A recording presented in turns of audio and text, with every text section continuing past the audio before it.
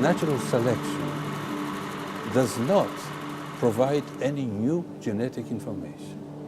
And for evolution, There has to be new we genetic need information. new genetic information. And where does the new genetic information going to come from? Well, that's the big question. Darwin assumed that the increase in information comes from natural selection. But natural selection reduces genetic information, and we know this from all the genetic population studies that we have. Generally, we are afraid of mutations. We don't want to have too many X-rays, we don't want to have Chernobyl, we don't want to have mutagenic substances like asbestos around us, whatever. Right. So we are avoiding mutations because we know that mutations spoil. We do not know of any mutation which is positive.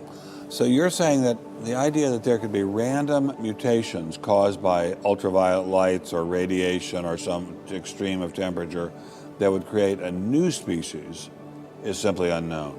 Well, that has never been observed. It has never We been have observed. never observed a change, a genetic change by mutation, which produced something new and positive. So, but if that's true, then Darwinism collapses. Exactly. When we look at any kind of system that we've made that has some of these properties, then we say, well, we're just going to throw in a random variation. What happens to the system? You try that on a computer. What does You just happen? take your program, you take Windows and say, well, I'm going to press a smudged finger here, there, and everywhere, change the program a little bit. It should because the thing just collapses. It just doesn't function. There has to be a very powerful... Oh, this is very good. So that, for example, if you analogize a computer program to the DNA inside a cell, you can't just change it, it would just stop working. It not only stops working, it crashes immediately. Unless you put tons of specially designed protection into the system that can handle random changes.